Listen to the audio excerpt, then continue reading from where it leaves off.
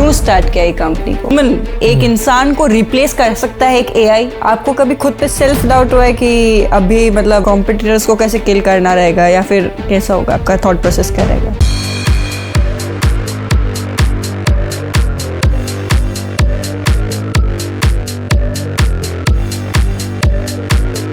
Hi, welcome you all in the Ecos of AI. Today we have Harshvardhan as a guest, and he is the SIN School of AI Director. Hi Harsh, how are you? Yeah, I'm feeling really great that you have invited me in this kind of events. So it's a pleasure to meet you all, and also I will try my best to share my own knowledge regarding the artificial intelligence and scope. So thank you so much for inviting me. Great. So like the first question, like सबके दिमाग में होता है कि you are very young, you are like youth of upcoming generations. So how you get the idea of making such company? How you got the glimpse कि कैसे क्यों start किया ये company को? Alright. So ये जो जर्नी है ये अराउंड आज से 3 साल पहले स्टार्ट हुई थी, जब मैं कॉलेज में अराउंड सेकेंड ईयर के अंदर था। तो वहाँ पर जो मैंने सबसे बड़ी प्रॉब्लम फेस करी वो ये करी कि वहाँ पर कोई एक्चुअल में गाइड करने वाला था नहीं इस फील्ड में। हमने ये चीज़ देखी बहुत थी कि आर्टिफिशियल इंटेलिजेंस में एडमिशन भी ले लिया था कॉलेज में आके, कोरोना का टाइम था तो कॉलेज में एडमिशन ले लिया। एआई फील्ड फैसिनेटिंग लगी क्योंकि मेरा पर्सनल फेवरेट था टोनी स्टार्क, अपन सब लोग जानते हैं। जो लोग आयरन मैन वगैरह भी देखते हैं तो उनको पता है टोनी स्टार्क क्या है। तो मेरा वो था कि मेरे को उसकी तरह बनना है लाइफ के अंदर, वो ऐसा कुछ करना है। तो उसमें सबसे पहले मैंने टर्म सुनी आर्टिफिशियल इंटेलिजेंस, जो उसका रोबोट जाविस जो था उसके बारे में फर्स्ट टाइम मेरे को ये चीज़ पता लगी। तो मैंने एक्सप्लोर करना शुरू करा कि इसमें क्या चीज़ें सीखी जा सकती है। तो उसमें मेरे को पता लगा कि ऐसा बीटेक एआई का कोर्स आया है जिसको करना चाहिए और इसमें आगे स्कोप भी हो सकता है।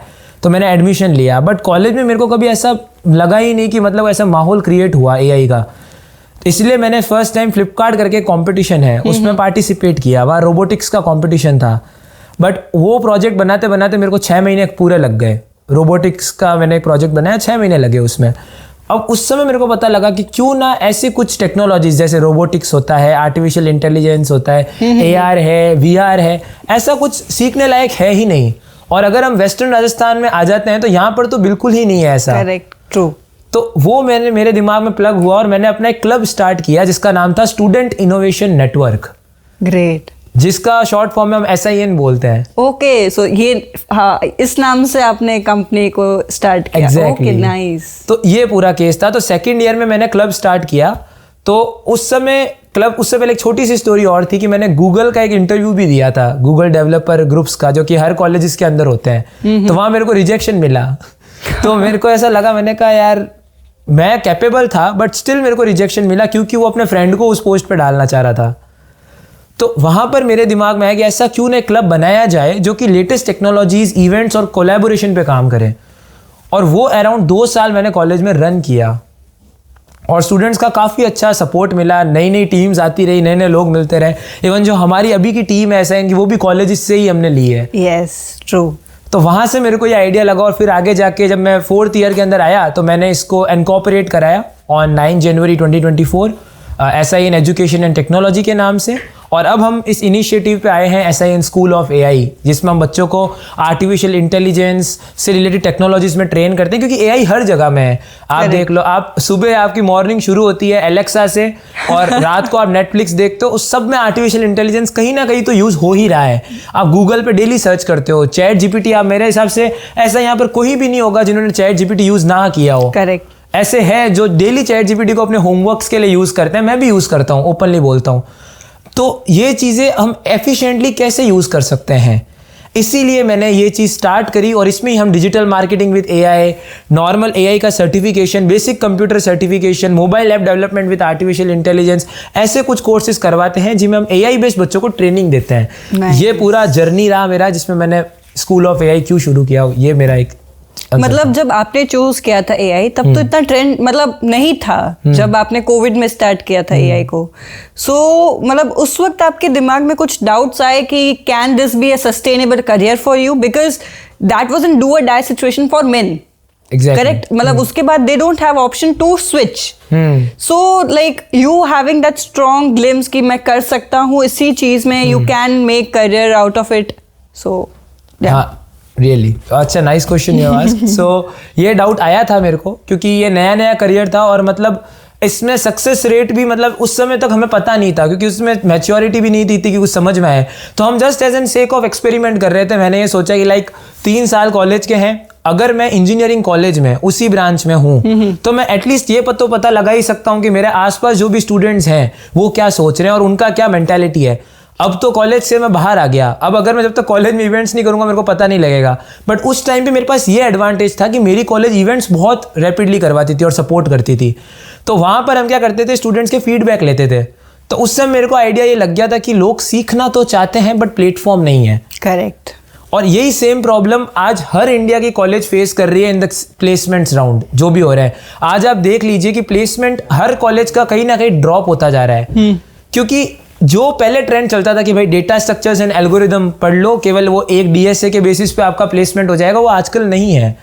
हर कंपनी ये चाहती है कि हमारे यहाँ पर एक्सपीरियंस लोग हो जिन्होंने मतलब कहीं ना कहीं काम किया रहा हो।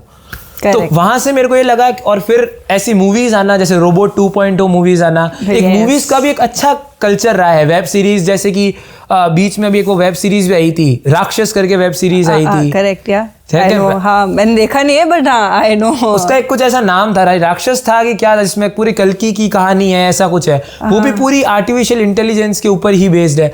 तो ऐसी वेब सीरीज का आना, फिर मूवीज में भी एआई का मेजरली यूज होना, जैसे बाहुबली 2 और इन सब में। तो वहां से ये चीज पता लगी मेरे को कि देखो यार, आज नहीं तो कल एआई का स्कोप तो बढ़ेगा ही बढ़ेगा, क्योंकि सारा काम डेटा पे होता है। तो वहां से मेरे को आइडिया लगा। फिर बेंगलोर वगैरह में गया ही था एक बार, तो वहां थोड़ा पता लग गया कि भाई मतलब कुछ तो मुझे है। ऐसा लगता है कि इंडिया जो है इस चीज के लिए is very new. Right. In India, it's people still don't know what AI is. Like there are some rural areas जहाँ पे अभी भी लोगों को नहीं पता है कि फोन के अंदर चीजें कैसे यूज करते हैं। So like where is your main scale of focus? कि आपको क्या लगता है कि किन बच्चों को आपको फोकस करना है, कि जिनको आता है उन्हीं को आपको मोल्ड करना है कि एक बेस्ट फ्यूचर के लिए, या जिनको नहीं आता है, जो रूरल एरिया के बच्चे हैं जिनको अभी तक कुछ भी नहीं पता है कि एआई क्या होता है, फोन्स क्या होते हैं, they don't even use WhatsApp, YouTube also. So you want to mould those people, what's your major focus कि कौन से एरिया के स्टूडेंट्स, बच्चों को, जनरेशन को you want to guide? Right, so ये आपका बहुत अच्छा क्वेश्चन है, क्योंकि यहाँ पर अभी आपके क्वेश्चन जितना मैं समझा, आप 2 सेगमेंट्स के बारे में बता रहे हैं। हाँ। पहला सेगमेंट वो है जिनको थोड़ा सा आइडिया है, जो मतलब अर्बन सिटीज के अंदर रह रहे हैं, और एक सेगमेंट वो है जो रूरल वाले एरिया, जिनको पता भी नहीं है आर्टिफिशियल इंटेलिजेंस होता क्या है। आप ये पूछना चाह रहे हैं जितना मेरे को समझ में आ रहा है, तो इसका मैं आपको बहुत अच्छा आंसर दूंगा।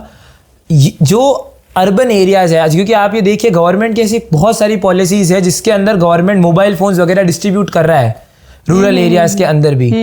तो आज चैट जीपीटी का आज पेनिट्रेशन आप देखोगे तो रूरल एरियाज में बहुत सारे लोग चैट जीपीटी को धीरे धीरे यूज करना स्टार्ट कर रहे हैं। करेक्ट। तो हमारी कंपनी में भी 2 सेगमेंट बनाए हमने। पहला जो सेगमेंट है स्कूल ऑफ एआई का, जिसमें हम स्टूडेंट्स को ट्रेन करते हैं, वो पूरा ऑनलाइन बेस्ड ट्रेनिंग होती है, और साथ में हाइब्रिड सेशंस भी हम रखवाते हैं जिससे बच्चे आपस में भी मीट एंड ग्रीट करें और सीखें चीजें। तो वो चीज पेड रहती है, जिसमें मतलब हम अर्बन एरियाज के बच्चों को टारगेट करते हैं जिनको थोड़ा बहुत आइडिया है एआई क्या है, या मतलब बेसिक भी मतलब पता हो कि भाई मतलब एआई का मतलब ये होता है। और एक हम जो अभी स्टार्ट हमने किया है 2024 में भी हमने इसको किया था, वो है SIN एक्सप्लोरेशन प्रोग्राम। ओके। इस प्रोग्राम में हम क्या करते हैं, अभी 2025 में भी हम आने वाले हैं कॉलेज में, जोधपुर में ही है हमारा फर्स्ट इवेंट।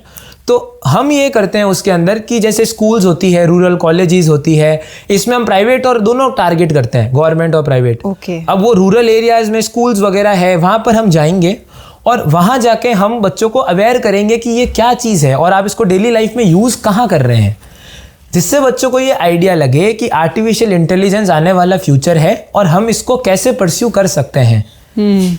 तो हाँ मतलब ये आजकल के जनरेशन जो यंग है, जो उनको अभी जो अर्बन एरियाज वाले हैं, तो उनको तो काफी कुछ पता है। Like 6 onwards students know what AI is and what are the uses, but मुझे ऐसा लगता है रूरल एरिया वाले बच्चों को नहीं पता है। तो मतलब मैं चाहती थी कि मेरा नहीं, मतलब बाकी आपका भी यही सोचना होगा इसको लेके कि उन बच्चों के लिए अपन कुछ अच्छा करें। बिल्कुल कर सकते है ना। तो ऐसा कुछ आपने प्रोग्राम सोचा है, या ऐसा कुछ आपने कोई न्यू प्रोजेक्ट बेस्ड सोचा है जिससे उनके लिए कुछ बेनिफिट हो? क्योंकि इंडिया में जो अगेन वो quote rich become more rich, poor become more बिल्कुल। पुअर। तो आप क्या मतलब ऐसा सोचते हैं कि उन बच्चों के लिए आप कुछ ऐसा प्रोग्राम स्टार्ट कर सकते हैं या फिर कुछ उनके लिए बेनिफिट कुछ सोचा है? हाँ बिल्कुल सोचा है, डेफिनेटली।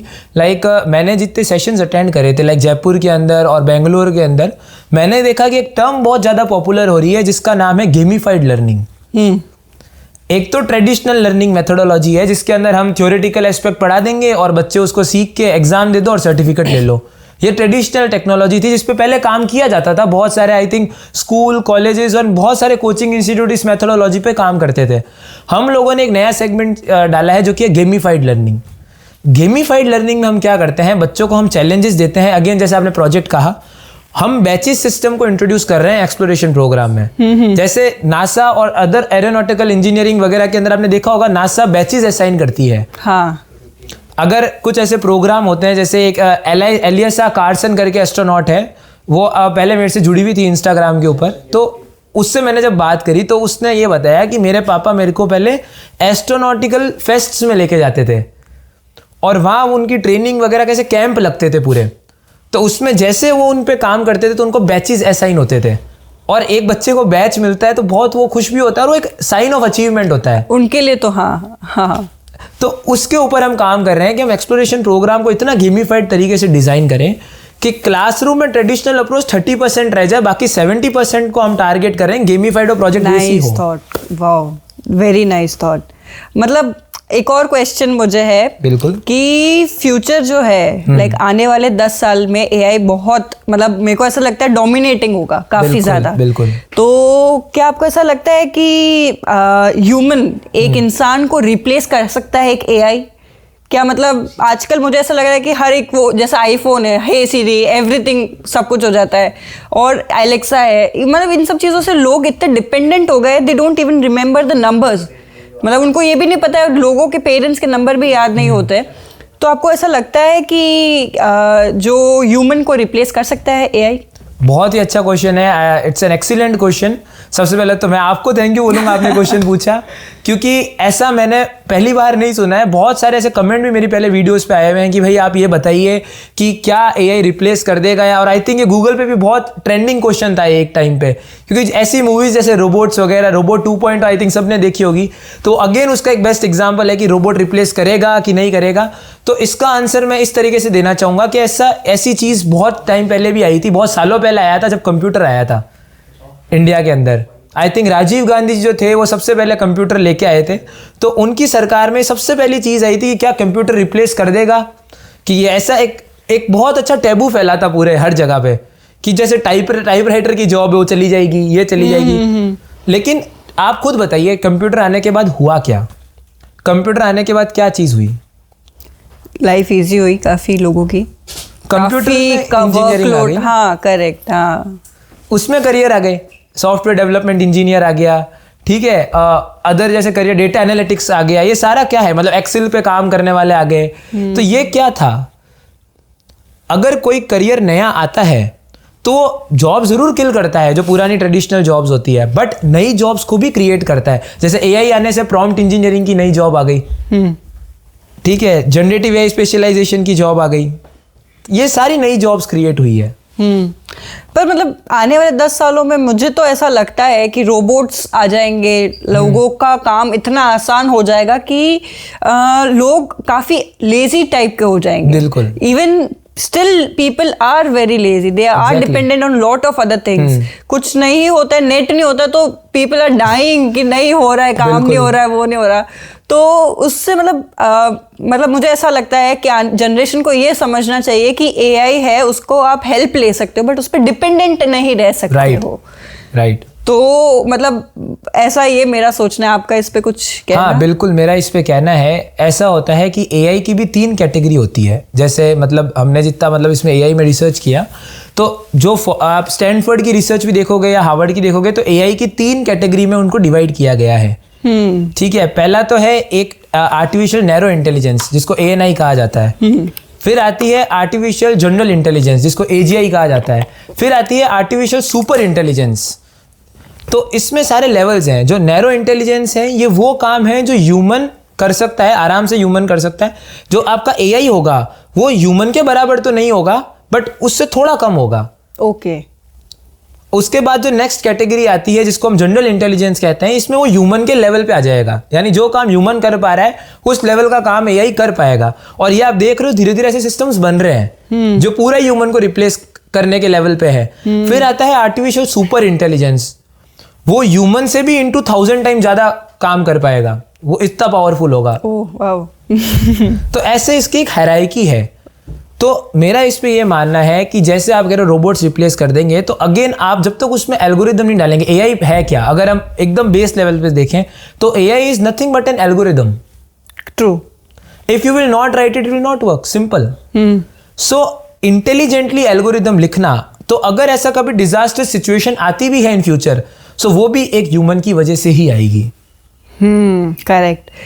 हाँ मतलब अच्छा ये भी है कि जैसे मैं एक कॉमर्स बैकग्राउंड से बिलोंग करती हूँ, ठीक है, तो क्या मतलब एक आप तो इंजीनियर हो, आपने साइंस लिया था, तो आपका वाजिब है कि इस करियर में इसमें जाना, इंजीनियरिंग करके एआई के अंदर जाना इजी था आपके लिए काफी, क्योंकि आपको टेक्नोलॉजी के अंदर काफी कुछ पता था। बिल्कुल। And you still know a lot, like you have a tremendous knowledge. So मतलब मेरा ये कि कोई दूसरे फील्ड का स्टूडेंट है, सपोज किसी का कॉमर्स बैकग्राउंड है, किसी का ह्यूमैनिटीज है, जिसने ग्रेजुएशन में एआई नहीं था उसके पास, तो क्या वो एआई के अंदर जा सकता है, करियर बन सकता है उसका? बिल्कुल बन सकता है, क्योंकि एआई इज, मैं आपको ऐसे बता सकता हूं कि जैसे आप कंप्यूटर हर जगह यूज होते हैं, आज आप ऐसा कोई भी ऑफिस नहीं देखेंगे जहां पर कंप्यूटर और लैपटॉप्स के बिना काम होता हो, ठीक है, मतलब ऐसा तो है ही नहीं, कोई ऑफिस नहीं है जहां लैपटॉप्स के बिना हम काम नहीं कर सकते। आजकल बच्चे फोन के बिना नहीं रह पा रहे। तो वही बात है कि हम ये कर सकते हैं, जैसे अगर आपका कॉमर्स बैकग्राउंड भी है, तो आपका सारा काम किससे होता है, फाइनेंशियल, सारा मेजर जो आपका काम रहता है वो फाइनेंशियल रहता है, अकाउंटिंग का रहता है, ये सारा काम होता है, ठीक है। जैसे कि आपने मेजर जो अभी हमारे बैक स्टेज जब बात भी हो रही थी, जब आपने कहा था कि CS और CA दो एक ऐसी चीज़ें हैं जो हो सकती है कॉमर्स में, तो हर जगह एआई का करियर है। तो इसका एक 3 स्टेप फ्रेमवर्क आप यूज़ कर सकते हो आइडेंटिफाई करने के लिए। सबसे पहला तो आपको ये चीज़ करनी है कि आपको अभी तक क्या पता है उसको पेपर पे लिख लो कि आपका फील्ड किसके बारे में है। दूसरे पेपर पे आप ये लिख सकते हो कि आप चैलेंजेस उसके अंदर क्या फेस कर रहे हो मेजरली, कि भाई आप जो ट्रेडिशनल में आप क्या क्या चैलेंजेस आ रहे हैं। तीसरा आपको ये लिखना है कि आपको क्या लगता है कौन कौन सी चीजें ऑटोमेट हो सकती है, और आपको जहां लगे कि ये चीज ऑटोमेट हो सकती है, that's an scope for AI tool development. Wow nice. Simple game है, आपको हर चीज में आने वाले टाइम में एआई आएगा। डेटा के काम के लिए आज बहुत सारे एआई टूल्स हैं, आज प्रेजेंटेशन जनरेट करनी है उसके लिए ही बहुत सारे एआई टूल्स हैं, बहुत सारी ऐसी शॉर्ट्स है जिसमें आप देखोगे कि हेजन है एक एआई टूल है, मैं उसके बारे में आपको बताता हूँ। आप जैसे मेरा यहाँ पर आप हमारा पॉडकास्ट चल रहा है, तो हेजन क्या करता है, आपका पूरा डीप फेक बना देगा और एकदम उसमें यही लगेगा कि आप मेरा पॉडकास्ट ले रहे हैं। Oh, even the voice can also be cloned. Wow great.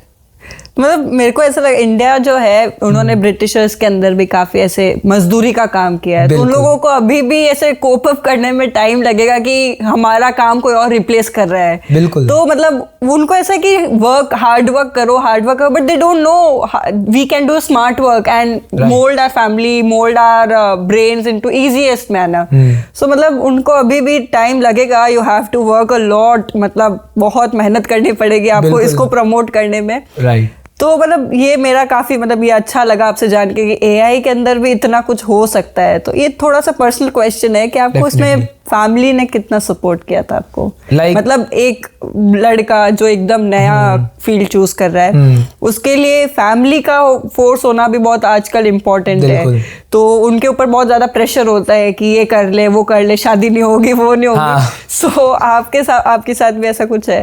मैं अगर एक वर्ड में कहूँ कि जैसे आपने KGF देखी होगी, तो KGF में उसको किंग कौन बनाता है, उसके जो लोग होते हैं वो मिलके बनाते हैं। मेरे केस में मेरी फैमिली है जिसने मिलके मेरे को सपोर्ट किया, और उस फैमिली में भी मेरे नाना, मेरी मम्मी और मेरे पापा, उन तीनों ने मेरे को हर जगह पुश किया, क्योंकि मेरे को हमेशा डर रहता था। इवन इस केस में उल्टा था, फैमिली को डर रहता है या मेरे को डर लगा हुआ था कि ये चलेगा कि नहीं चलेगा। मतलब ऐसी भी चीज़ें हुई है जिस दिन मैं रात को आके घर पे बैठा बैठा सोच रहा हूँ कि यार ये तो गया, इसका कुछ नहीं होने वाला।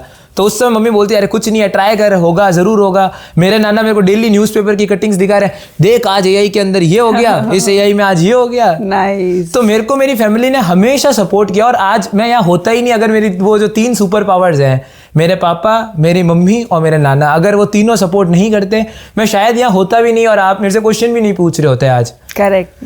तो उनके बिना तो ये बिल्कुल ही इम्पॉसिबल खेल है, उसको एआई भी रिप्लेस नहीं कर सकता। यही तो है कि ह्यूमन को रिप्लेस करना एआई के बस का तो नहीं है अभी तो। बिल्कुल। और मेरा मतलब ये है कि आपको कभी जैसे being an startup company, being an entrepreneur, आपको कभी खुद पे सेल्फ डाउट हुआ है कि अभी मतलब you are doubting yourself कि यार नहीं होगा, ऐसा वाला कुछ सिचुएशन कभी आया आपके साथ? बिल्कुल आया है, क्योंकि मैं बहुत ऑनेस्ट रहना चाहता हूँ इस पॉडकास्ट में। तो बिल्कुल मेरे पास ये आया है और ये मेरे हिसाब से सबको आता होगा जो स्टार्टअप करते हैं, सेल्फ डाउट आता है। और मेरा कहीं ना कहीं मानना ये है, सेल्फ डाउट ही वो चीज़ होती है जिसकी वजह से आप एफर्ट्स लगाते हो और ग्रो होने में। Wow, nice line. नहीं तो आपको ओवर कॉन्फिडेंस आ जाएगा अपने प्रोडक्ट को लेके कि भाई मेरा प्रोडक्ट ही सबसे ज़्यादा बेस्ट है। और if you have over confidence in your product, it means that you don't have a single confidence. True. आपने अपने प्रोडक्ट को कितना मोल्ड किया, मतलब लोगों से सीख कर करा है या फिर खुद ही ने अभी तक जो भी बना आपने खुद ही ने बनाया है? हाँ, दैट्स अ नाइस क्वेश्चन, क्योंकि बहुत लोग ये पूछते हैं कि आपने तो अभी जस्ट इंजीनियरिंग कंप्लीट करी है, तो आप मतलब जैसे पीएचडी लेवल की नॉलेज तो है नहीं। So what I have done, I have just created one cohort of all the professors जिन्होंने आर्टिफिशियल इंटेलिजेंस में बहुत अच्छे रिसर्च पेपर्स लिखे हुए हैं। ओके। तो उनको मैंने क्या करा, मेरी टीम में शामिल किया और हम जो भी कोर्स डेवलप करते हैं, कोई भी चीज़ डेवलप करते हैं, वो 2 स्टेजेस से हम वेरीफाई करवाते हैं। पहला हमारी जो जूरी है, जिसमें हमारे सारे बड़े बड़े एचओडीज, प्रोफेसर्स वो हैं जिन्होंने एआई में बहुत ही अच्छा काम किया हुआ है और मतलब प्रैक्टिकल काम किया हुआ है। और सेकंड जो रहता है वो कंपनीज रहती है जो एआई में सॉफ्टवेयर बना रही है, क्योंकि हमें इसलिए सिर्फ नहीं पढ़ाना है फॉर द सेक ऑफ कि बस पढ़ाना है, नहीं तो फिर हम बाकी कॉलेजेस से अलग कैसे हुए? वो भी तो वही काम कर रहे हैं। हम अलग इस केस में क्योंकि हम वो मैन पावर बना रहे हैं जो एक्चुअल में इंडस्ट्री में नीड है। तो हम उनसे ही सीखते हैं। और मेरा भी ऑब्वियस, क्योंकि मैं खुद इंजीनियरिंग स्टूडेंट हूं, तो मेरे को पता है कि एक इंजीनियरिंग स्टूडेंट क्या क्या चैलेंजेस फेस करता है। और मैं टायर 3 सिटी में और जोधपुर जैसी सिटी में हूं, तो मेरे को एटलीस्ट बेस ग्राउंड पे पता है कि क्या चैलेंजेस फेस होते हैं। तो वो भी मेरा एक बहुत बड़ा मेरे लिए प्लस पॉइंट है। अगर मैं आईआईटीज वगैरह में जाता तो मैं कभी समझ नहीं पाता कि जो बेस रियलिटी होती है। आजकल बहुत लोग अगर आईआईटी में एडमिशन नहीं होता है तो ही बहुत टेंशन में आ जाते हैं कि हम आईआईटी में नहीं, हम आईआईएम्स में नहीं, हम क्या करें, अब हम कुछ नहीं कर सकते। देखो भाई, हर चीज़ का एक रोल होता है, ठीक है। आईआईटी मैं नहीं कह रहा, ये नहीं कह रहा खराब है कि वो अच्छी है, बट आप जब एक बेस जगह पे काम करते हो ना, लाइक टायर 3 में, तो वहां पर आपको चीजें बनी बनाई नहीं मिलेगी, कोई सपोर्ट नहीं मिलेगा। करेक्ट। तो वहां आपको सपोर्ट और प्लेटफॉर्म क्रिएट करना पड़ता है, और उसमें आई थिंक बच्चा जितना सीख सकता है वो बने बनाए सपोर्ट में नहीं सीख सकता। ट्रू, नहीं सीख सकता है। मतलब ये तो काफी लोगों का सोचना है, मतलब आपने इतनी यंग एज में सब कुछ किया है and you made a great model, business model. तो मतलब आपको ऐसा लगता है कि आने वाले कुछ सालों में can this become a crores of company? Right, obvious, क्योंकि एआई जैसे हर जगह पे जाएगा। आप देखो इंडिया में कैसे बिजनेसेस आज तक सक्सेसफुल हुए हैं। अगर हम ट्रेंड्स देखें तो इंडिया में मतलब मैं तो इसलिए पूछ रही हूँ क्योंकि मेरे को तो फाइनेंसेस से ज्यादा मतलब नहीं बिल्कुल, और वो करेक्ट है। काम भी मेहनत भी करना, फाइनेंस का क्या रोल होता है मतलब बिल्कुल ये करेक्ट चीज है, क्योंकि अगर फाइनेंस ही नहीं होगा तो ब्लड लाइन ही नहीं आएगी अगर बिजनेस में। तो मतलब क्योंकि देखो पैसा ब्लड होता है हर बिजनेस का, चाहे स्टार्टअप हो जाए चाहे बिजनेस हो जाए। By the end of the day you are selling something, you are getting from it.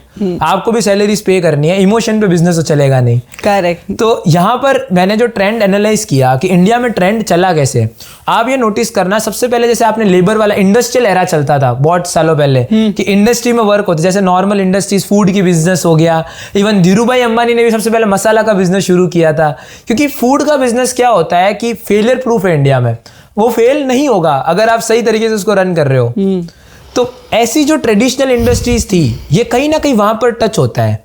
जैसे आप देखो पहले कंप्यूटर्स का बिजनेस बहुत चलता था, क्योंकि हर जगह कंप्यूटर्स तो लगेंगे ही लगेंगे, और उस समय बहुत बड़ी कंपनी जिसका नाम एप्पल है वो बनी थी, ठीक है, क्योंकि उन्होंने बेस पकड़ा।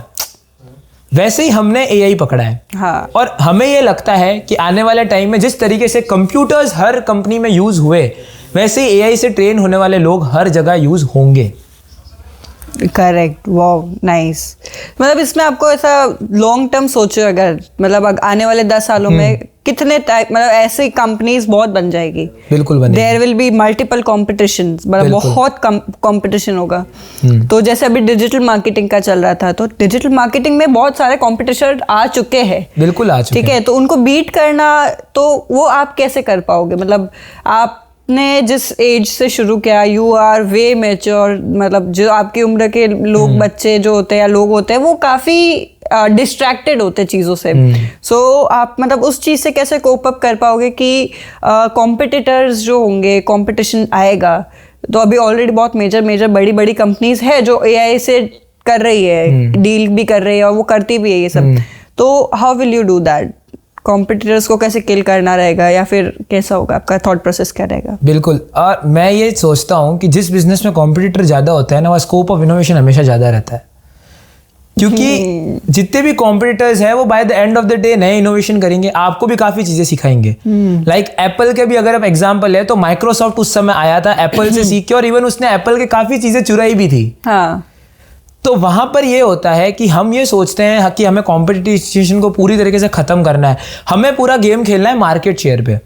अगर हम इस तरीके से सोचेंगे तो हमारा वे ऑफ थिंकिंग और भी ज़्यादा इम्प्रूवाइज हो सकता है, ऐसा मेरे को लगता है। हर चीज़ का स्कोप है, जैसे आज अमेजॉन है तो आज ऐसा तो है नहीं कि फ्लिपकार्ट खत्म ही हो रहा है, फ्लिपकार्ट तो चलेगा ही, अमेजॉन भी चल रहा है, फ्लिपकार्ट भी चल रहा है, ईबे भी चल रहा है, ठीक है, एटसे कंपनी है वो भी चल रही है, आजियो भी चल रहा है, सब चीज़ें चल रही है।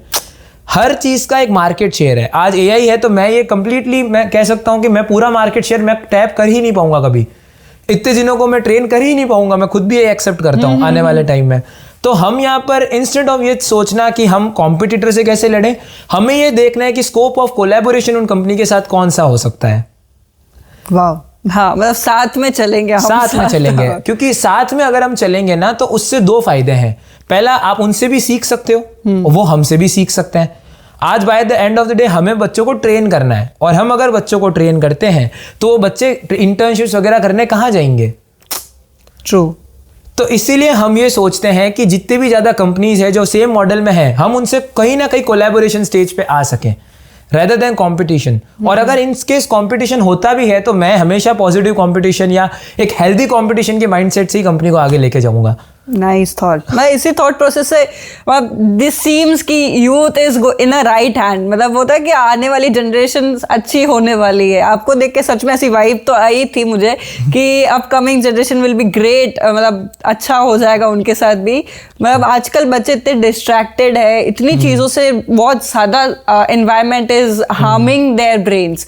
सो आपका जो कॉन्सेप्ट है, आपका जो विजन है, रियली अलाइन देम, उनको भी पता चलेगा कि एआई इज बेनिफिशियल एंड वो काफ़ी आप मोटिवेट भी किया आपने उन लोगों को। So there is a line जिससे बच्चे काफ़ी मोटिवेट हो जाए इन सब चीज़ों से कि आने कैसे एक फ्यूचर करना है, मतलब कोई भी फील्ड का हो, भले चाहे वो एआई से नहीं, कोई भी फील्ड का हो।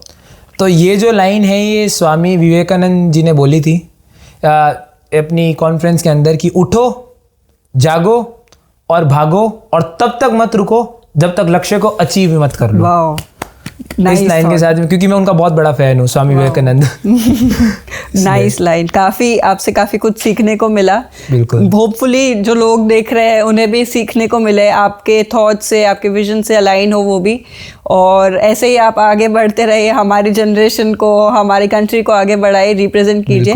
Thank you so much, really nice having you on the stage, on the floor. Will keep in touch. आप हमारे ऑडियंस को और इन्फॉर्म करते रहिए। Definitely. Thank you so much Harshvardhan. Thank you so much, was nice and pleasure meeting with you. Thank you so much.